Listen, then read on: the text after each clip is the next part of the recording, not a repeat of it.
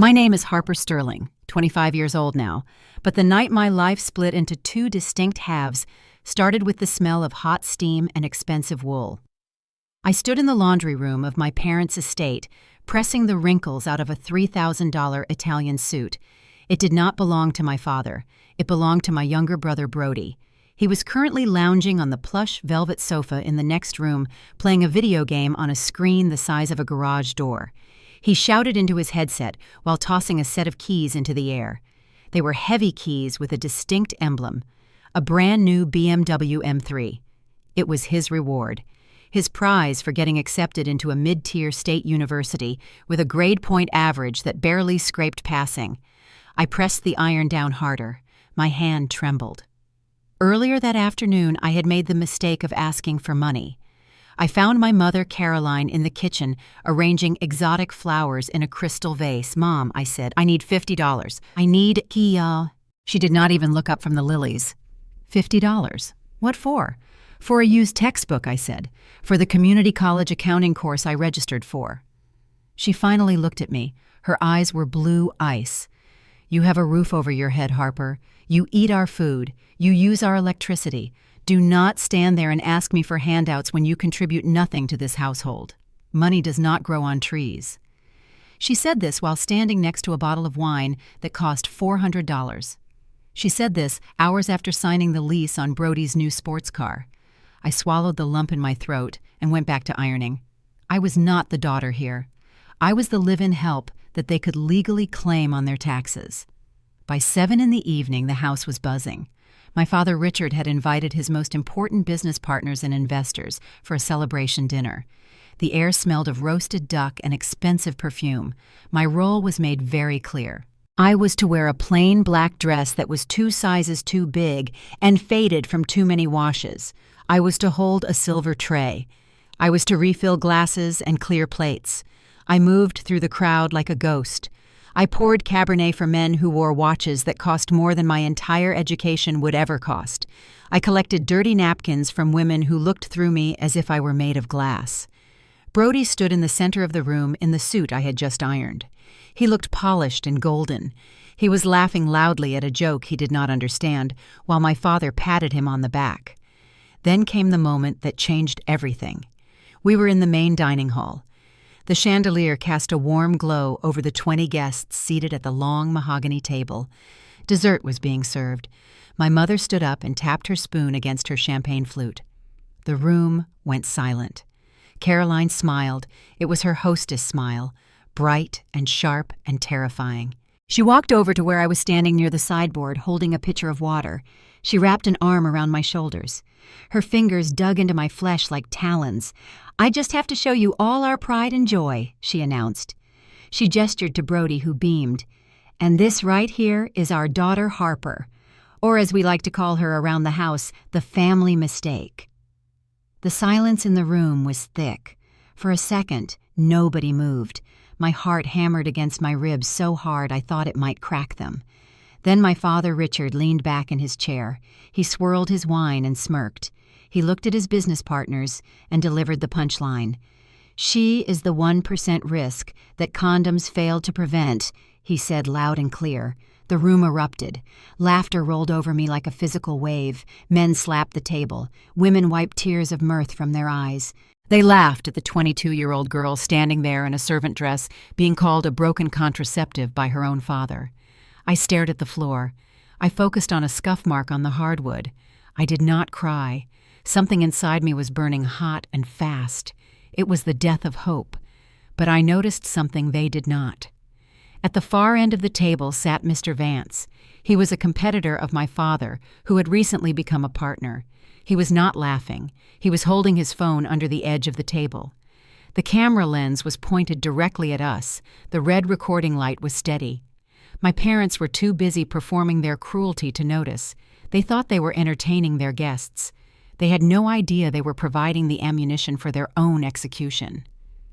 The laughter rippled through the room, but it no longer reached me. It was as if I were underwater. The humiliation that usually made my cheeks burn turned into something cold and solid in my chest. It felt like armor. I looked down at my mother's hand still resting on my shoulder. Her manicured nails dug into the cheap fabric of my dress. I reached up. I did not shove her. I peeled her fingers off my skin one by one. The action was slow and deliberate. I dropped her hand as if it were a dead thing. She stumbled back slightly in her heels. Her smile faltered. "Harper," she hissed, "what are you doing?" I did not answer. I turned my back on the table. I walked across the room to the illuminated glass cabinet against the far wall. This was my father's shrine.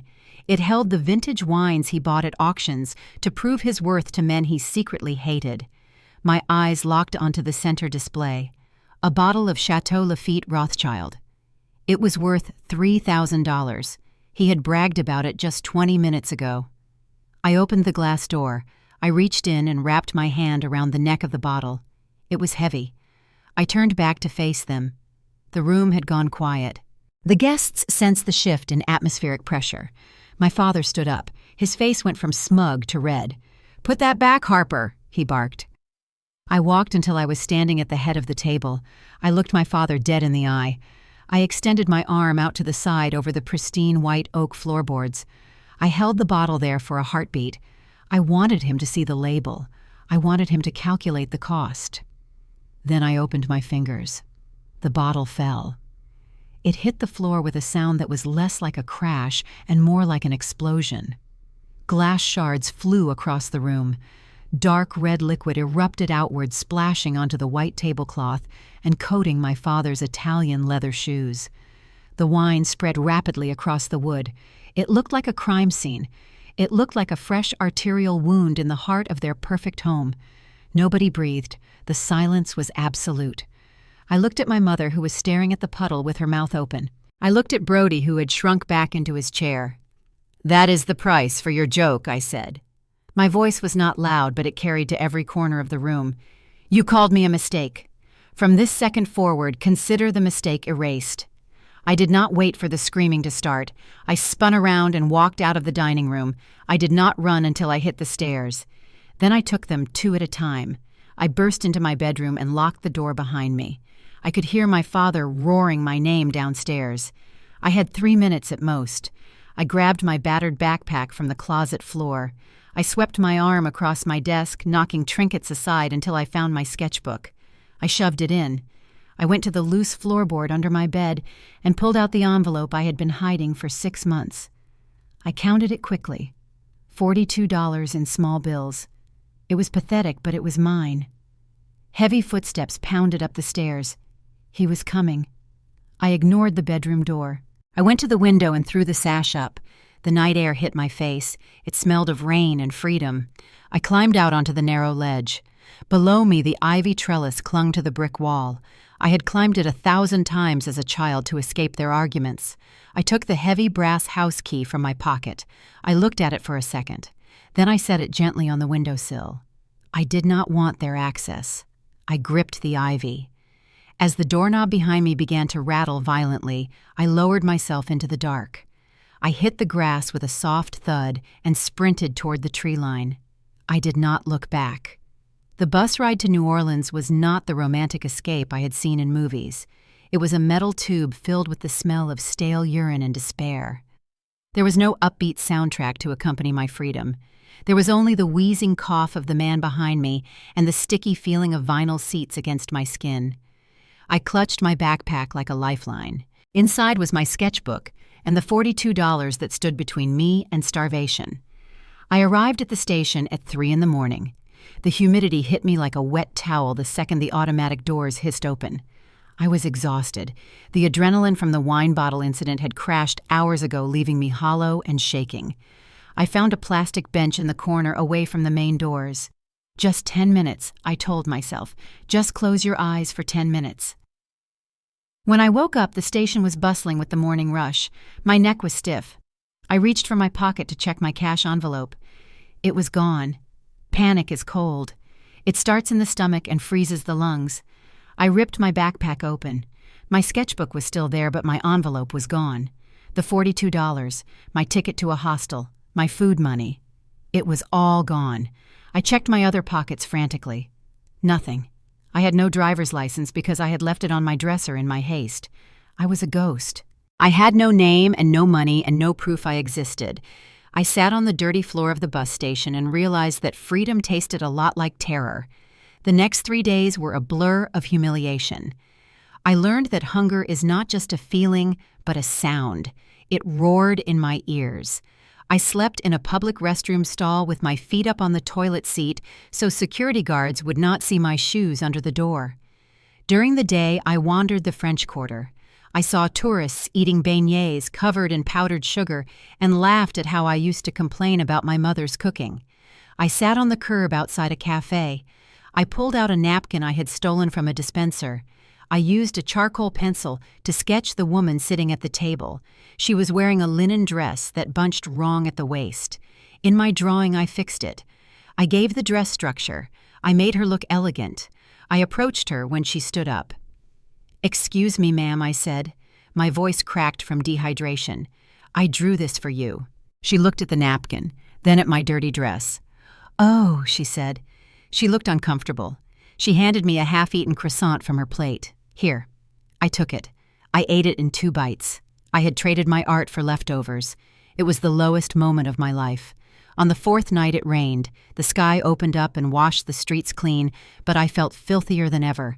I took shelter under the awning of a rundown diner called the Gumbo Pot. The smell of frying grease was intoxicating. I found a clean, grease-stained pizza box in the recycling bin. It was cardboard, but to me it was a canvas.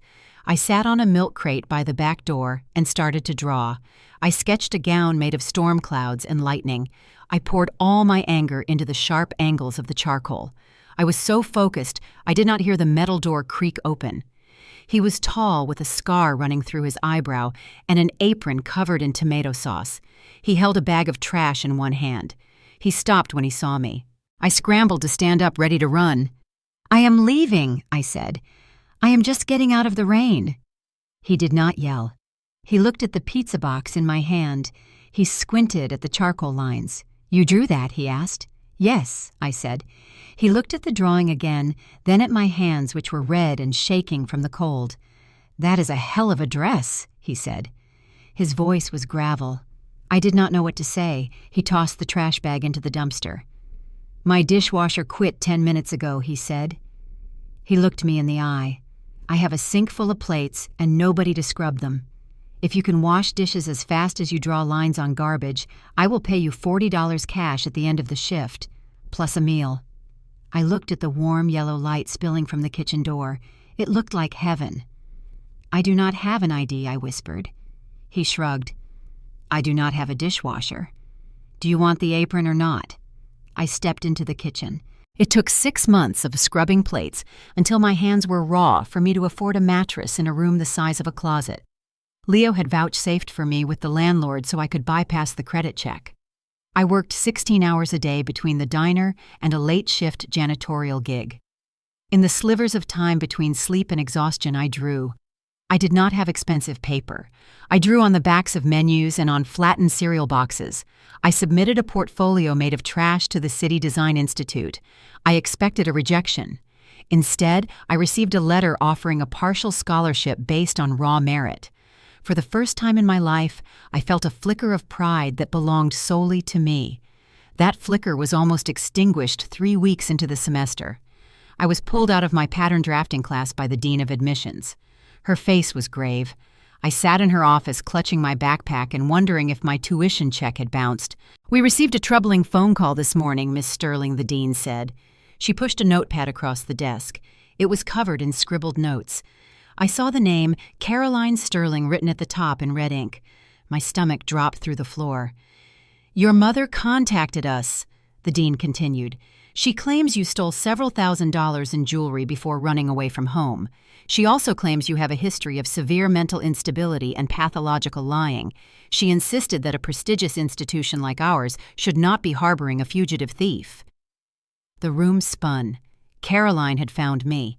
She must have seen a social media post from a classmate, or perhaps she had hired a private investigator. It did not matter how. What mattered was that she did not call to ask if I was safe. She called to burn my sanctuary to the ground. She wanted me broke and desperate enough to crawl back. I looked at the dean. My hands were shaking, but this time it was not from fear. It was from a rage so pure, it felt like clarity. "Is there a police report?" I asked. The dean blinked. "Excuse me. If I stole thousands of dollars, there would be a police report," I said, my voice steady. "My mother is a wealthy woman. She calls the police if a gardener trims a hedge wrong. If I were a thief, I would be in jail." I stood up and emptied my bag on her desk. Out fell my sketchbook, my cheap pencils, and my pay stubs from the diner. Then I pulled out a folded piece of paper I had paid $20 to obtain for my janitorial job. "This is a certified background check from the New Orleans Police Department," I said. "It is dated 2 weeks ago. It is clean, no theft, no warrants, no history of violence." I leaned over the desk. "My mother is angry because I escaped her control. She would rather see me destroy my life than succeed without her permission. Please look at my grades. Look at my portfolio. Do not look at the lies of a woman who tries to get her daughter expelled for sport." The dean looked at the police record. She looked at my cracked hands. She looked at the desperation in my eyes. The silence stretched for a terrifying minute. Finally, she slid the background check back to me. "I will make a note in your file that all family contact is to be blocked," she said. "You may return to class." I walked out of that office with my scholarship intact, but something inside me had changed forever.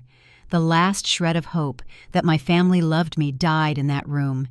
It was replaced by something harder and colder. My heart calcified into a stone that I promised myself they would never be able to break again.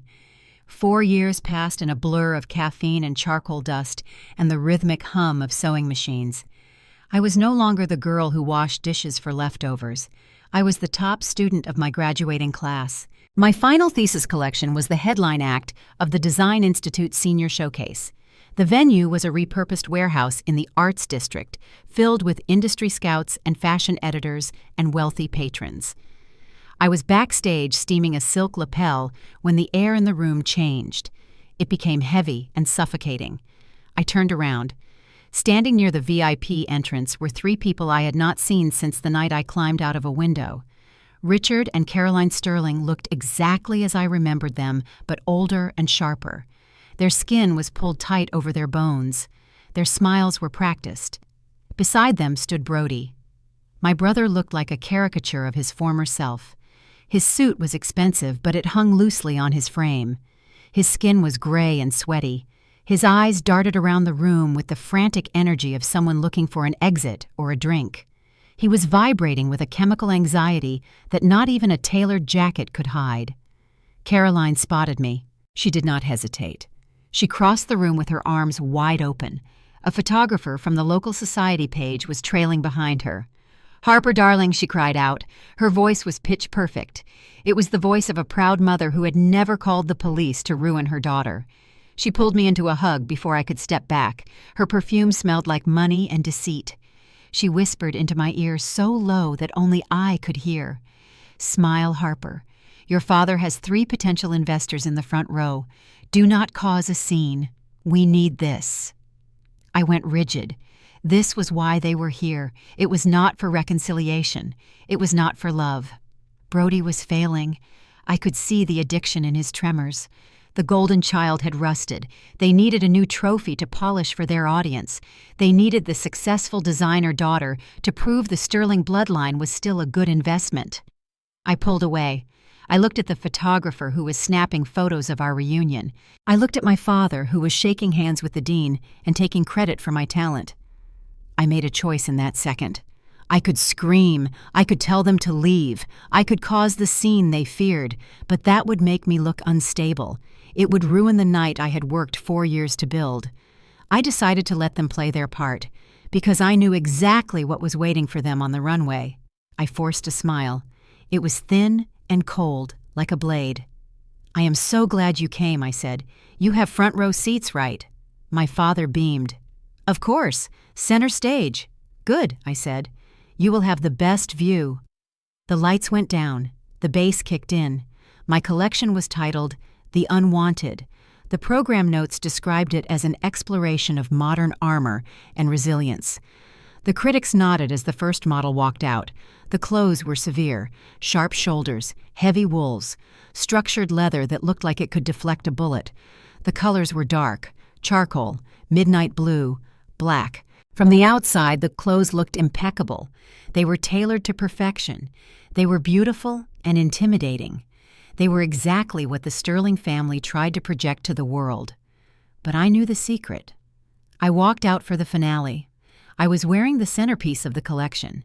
It was an oversized black blazer with a high collar and a structured waist. It was majestic. I walked down the center of the runway. The lights were blinding. I could see the silhouette of my parents in the front row. They were clapping. My father was pointing at me and whispering to the man next to him. He was claiming me. I reached the end of the catwalk. I stopped directly in front of them. I was 3 feet away. I locked eyes with my mother. I unbuttoned the blazer. In one fluid motion, I took it off and flipped it inside out. The lining was not black. It was a chaotic, violent red silk. And embroidered into that red silk in thick metallic gold thread were words. They were not random words. They were specific. They were quotes: mistake, waste of space, burden, broken condom. The words shimmered under the stage lights. They were magnified for the cameras. They were screaming in gold thread against the blood-red background. I held the jacket up like a banner. I saw my mother's face freeze. Her applause died instantly. Her mouth opened, but no sound came out. My father turned a shade of purple I had never seen before. He looked at the investors next to him, who were now leaning forward and squinting at the words on my jacket. The cameras flashed blindingly. They captured the jacket. They captured my parents' horror. They captured the truth that I had literally stitched into the fabric of my success. I put the jacket back on inside out, wearing the insults like a coat of arms. I gave my parents one last long look. Then I turned on my heel and walked back up the runway. The applause that followed was deafening.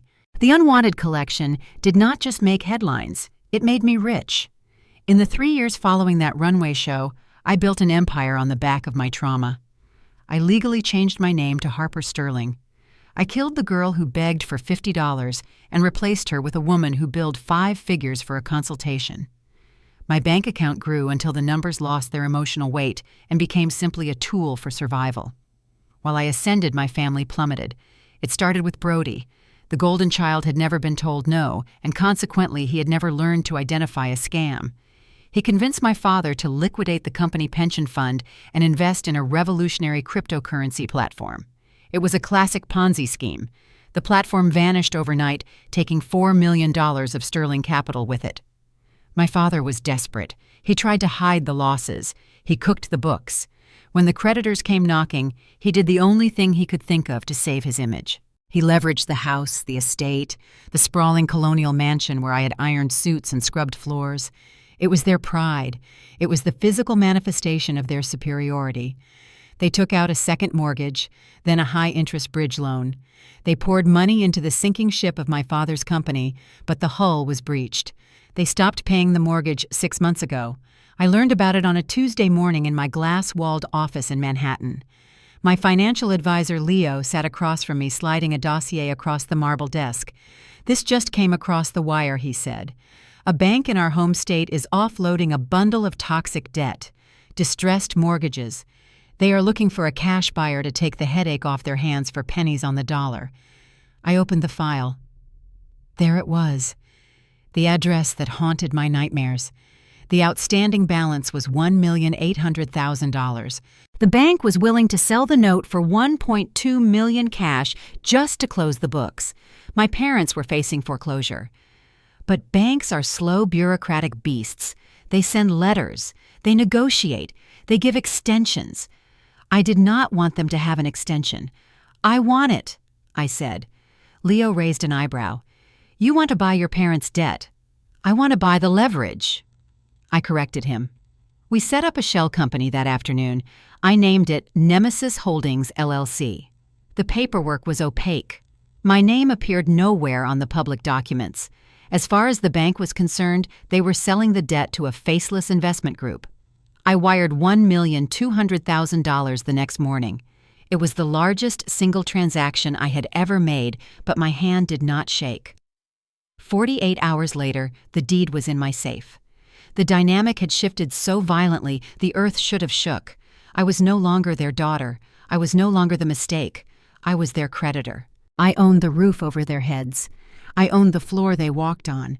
I owned the very walls where they hung their portraits. I could have evicted them immediately.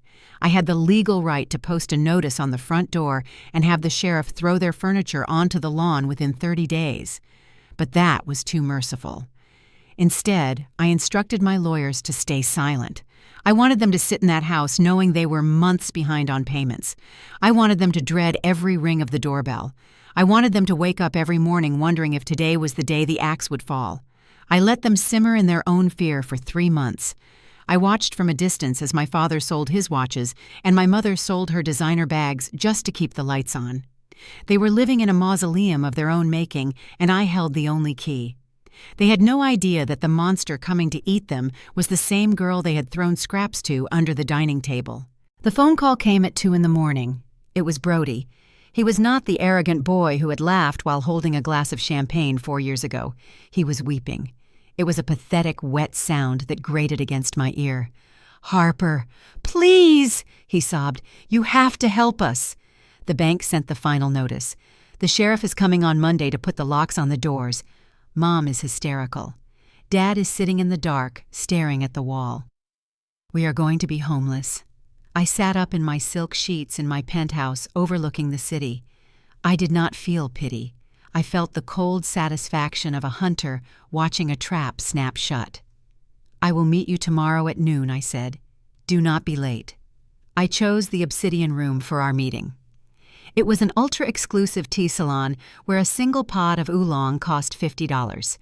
It was the kind of place my parents used to go to celebrate their wins, but they never took me because they said I would not appreciate the ambiance. Now I owned a membership. I arrived 15 minutes early. I ordered a pot of tea and watched the door. When they walked in, I almost did not recognize them. Richard Sterling looked like a suit that had been emptied of its contents. His shoulders were slumped, his hair was thinning and unkempt. Caroline looked worse. Her face was gaunt. Her designer dress was from a season 3 years past, and it hung loosely on her frame. They looked like refugees from a life they could no longer afford. They saw me and froze. I was wearing a tailored cream suit from my latest collection. I looked expensive. I looked like money. They sat down opposite me. Brody did not come. He was too cowardly to face the sister he had mocked. "You look well, Harper," my mother said. Her voice was brittle. I poured myself a cup of tea. I did not offer them any. "You wanted to see me." My father cleared his throat. "We are in a difficult position," he said. "A temporary setback. We just need a bridge loan, a family loan." Caroline straightened her spine. She tried to summon her old, imperious tone. "You have done very well for yourself," she said. "We are proud of you. But family supports family. You have millions now. Helping your parents keep their home is not charity. It is your duty. It is the least you can do after we raised you." I stared at her. The audacity was breathtaking. She was weeks away from living in a shelter, and she was still trying to lecture me on duty. I reached into my bag and pulled out a thick black folder. I slid it across the polished marble table. "I took care of it," I said. My father's hand shot out and grabbed the folder. "What do you mean?" "I mean you do not owe the bank a single cent," I said. "The foreclosure from the bank has been stopped." The air rushed out of my mother's lungs. She slumped back against the velvet chair. "Oh, thank God," she breathed. She looked at me, and for a second I saw a flicker of her old smugness return. "I knew you would come through. I knew you would not let us fall. You are a good girl, Harper." My father opened the folder. He was smiling. It was a greedy relief. "Thank you, Harper. We will pay you back, of course. Eventually." I took a sip of my tea. The liquid was hot and bitter. "You misunderstand," I said. "You do not owe the bank because the bank sold the debt." My father stopped smiling. He looked up from the papers. "What?" "The bank sold your distressed mortgage 6 months ago to a private investment firm called Nemesis Holdings, LLC," I said. I leaned forward. My mother looked confused. "Who is Nemesis Holdings?" I smiled. It was the same smile I had worn on the runway. "I am," I said. The silence that followed was heavier than the one in the dining room 4 years ago. "I established Nemesis Holdings for the sole purpose of buying your debt," I said. "I bought your mortgage for $1,200,000 cash. I have owned your house for 6 months. You do not owe the bank. You owe me." My father's face drained of blood. He looked down at the papers in his hands. He finally saw the signature at the bottom of the foreclosure notice. It was not a bank manager's signature. It was mine. Harper Sterling. "I did not save your house," I said softly. "I bought the cage you live in. And according to this document which I signed this morning, you are 90 days past due on your payments to me. I have the legal right to evict you immediately." Caroline began to shake. Her hands trembled so violently she knocked her spoon onto the floor. "You bought our debt," she whispered. "You own us." I stood up. I smoothed the front of my jacket. "I own everything," I said. "And now we are going to discuss the terms of your surrender." I watched them read the contract. I watched the realization sink in like a slow poison. This was not a rescue mission. It was a restructuring of their entire reality. I turned the page for them. "Section 4, I said. "This is non-negotiable." My father squinted at the text. His reading glasses were crooked. "You want us to sell the house immediately?" "Yes," I said. "All proceeds go to paying off the principal of the loan. You will walk away with nothing but your clothes and personal effects." "And this," my mother whispered. She pointed a trembling finger at the housing clause, the flats on 4th Street. "Harper, that is in the industrial district. It is dangerous. It is affordable," I corrected her. "I have already paid the deposit on a 2-bedroom unit. You will live there. It is small, and it smells like sulfur from the factory next door, but it is dry." My father flipped the page violently. "What is this about employment?" "You need income," I said calmly. "Since you are blacklisted from the finance sector due to your fraud investigation, I have arranged positions for you. Richard, you will be working security at the shipyard. It is a night shift. Caroline, the local grocery chain, is hiring cashiers. I put in a good word for you. And Brody." I paused to let the name hang in the air. "Brody will be working at the full-service car wash on Main Street. He likes cars so much he can spend his days scrubbing them for minimum wage." My father stood up so abruptly, his chair screeched against the marble floor. People turned to stare. He did not care. His face was a mask of fury. "You are insane," he spat. "You are a vindictive, ungrateful child. I will not sign this. I will not degrade myself for your amusement. I will sue you for elder abuse. I will tell every judge in this city that you trapped us." He reached for the contract. He was going to tear it in half. I did not move. I did not flinch. I simply looked at my watch. "You can tear it up," I said. "But before you do, you should check your phone." He froze. "Why?" "Because my associate Sloan just pressed send." As if on cue, a notification chime sounded from his pocket. Then another from my mother's purse. Then a ripple of beeps and pings from the other tables in the tea room. My father pulled out his phone. His hands shook. He unlocked the screen. I watched his eyes widen in horror. It was the video from 4 years ago, the one Mr. Vance had recorded under the table. The footage was grainy, but the audio was crystal clear. It showed my mother gripping my shoulder. It heard her calling me the family mistake. It heard my father laughing about the broken condom. Sloan had uploaded it to every major platform with the caption, "The parents of designer Harper Sterling mocking her before she was famous." It had been live for 3 minutes. It already had 50,000 views. "Read the comments, Richard," I said softly. He scrolled. His face turned gray. "Monster. Boycott Sterling investments. This is abuse. I hope she ruins them." My mother covered her mouth to stifle a sob. "It is everywhere," she whispered. "They are tagging your brother's sponsors. They are tagging your old partners, Richard." My father's phone rang. It was his lawyer. He ignored it. It rang again immediately. It was his last remaining investor. "You have no reputation left," I said. "The internet moves fast. By tonight, you will be the most hated parents in America. You have lost your social standing. You have lost your credit. You are about to lose your house to foreclosure." I tapped the contract on the table. "This is your only lifeboat," I said.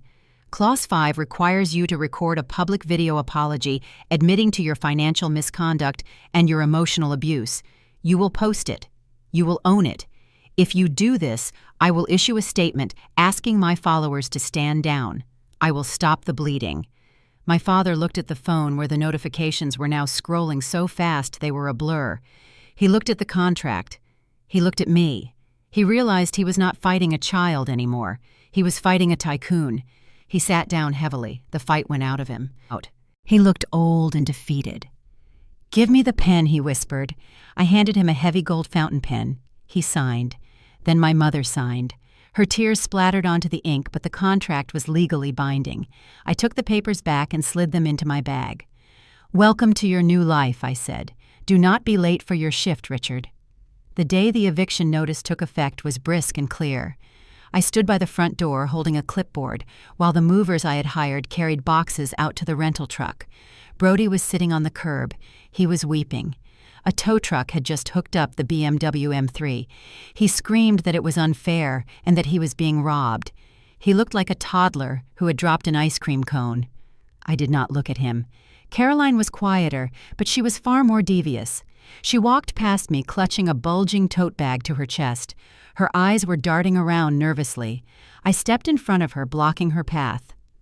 "Open the bag, Mother," I said. She clutched it tighter. "It is just my personal items, Harper. Let me pass." I held out my hand. "Open it." She hesitated, then unzipped the bag. Inside, wrapped in a wool sweater, was the antique silver tea service. It was worth $5,000. I shook my head. "Leave it," I said. "That belongs to the creditor. You are stealing from me." She glared at me with pure hatred, but she dropped the bag on the floor.